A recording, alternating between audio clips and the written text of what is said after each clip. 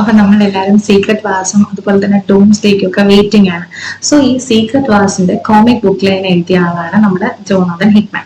So ഈ Jonathan ഹിക്മാന്റെ ഈ ബുക്കിൽ എന്ന് പറഞ്ഞു കഴിഞ്ഞാൽ സീക്രട്ട് വാർസിന്റെ ആ ഒരു സ്റ്റാർട്ടിങ് എവിടെ നിന്നാണെന്ന് വെച്ചാൽ സീക്രട്ട് പാരീസിൽ നിന്നാണ്.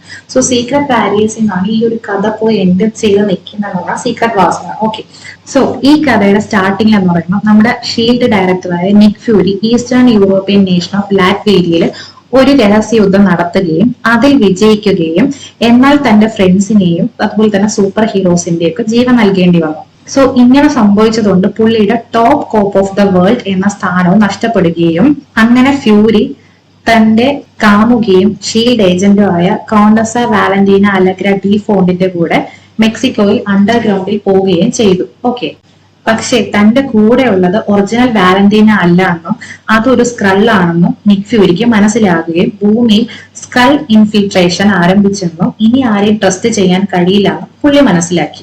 അങ്ങനെ തന്റെ ഏറ്റവും അടുത്ത ഫ്രണ്ടും ഏജന്റും ആയ ജെസിക്ക ആൻഡ്രൂ, അവരാണ് സ്പൈഡർ വുമൺ. ഓക്കെ, അവരെ വിളിച്ച് ഇവരൊരു പ്ലാൻ പറയുന്നു. അടുത്തത് 6 മാസത്തിന് മുമ്പുള്ള സ്റ്റോറിയാണ്. ഇവിടെ ഫ്യൂരിയും ഡെയ്സി ജോൺസണും ആയിട്ടുള്ള മീറ്റിംഗ് ആണ്. ഡെയ്സിയുടെ സൂപ്പർ പവർ വന്നിട്ട് എർത്ത് കേക്ക് ക്രിയേറ്റ് ചെയ്യാൻ പറ്റും. സോ അവരുടെ ക്യാരക്ടർ നെയിം ക്വാക്ക്. നമ്മുടെ ഫ്യൂരി കുറച്ച് ഇയേഴ്സ് ആയിട്ട് സീക്രറ്റ്ലി നോക്കിക്കൊണ്ടിരിക്കുന്ന സൂപ്പർ പവർ ഉള്ള കുട്ടികളിൽ ഒരാളാണ് ഈ ക്വാക്ക്. ക്വാക്കിന്റെ ഫാദർ ആണ് mister Hyde. So mister Hyde Marvel കോമിക്സിന്റെ സൂപ്പർ വില്ലൻ ആണ്. സോ അച്ഛന്റെ പോലെ തന്നെ ക്വാക്കിന് DNA മെസ്റ്റപ്പ് ആണ്. അതുകൊണ്ട് എല്ലാരും വിചാരിച്ചത് ക്വാക്ക് ഒരു മ്യൂട്ടന്റ് ആണ്. ഫ്യൂരിയും ഡെയ്സിയും ആയിട്ടുള്ള ഈ മീറ്റിംഗ് സ്റ്റാർട്ടിങ് തന്നെ ഫ്യൂരി ചെക്ക് ചെയ്യും ഡെയ്സി സ്ക്രള്ളാണോ അല്ലേ എന്ന്.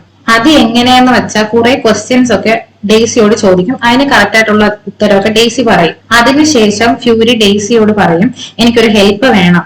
വർഷങ്ങളായി നിന്നെ പോലെ സൂപ്പർ പവർ ഉള്ള കുട്ടികളെ ഞാൻ മോണിറ്റർ ചെയ്യുന്നുണ്ട്. നീ അവരെയൊക്കെ പോയി കണ്ടിട്ട് റിക്രൂട്ട് ചെയ്ത് ഒരു ന്യൂ ടീം ഉണ്ടാക്കണം. അത് എന്തിനാന്ന് വെച്ചാൽ വരാൻ പോകുന്ന ദിവസങ്ങളിൽ അൺഎക്സ്പെക്ടഡ് ആയിട്ടുള്ള കാര്യങ്ങൾ ചിലപ്പോൾ നടന്നേക്കാം.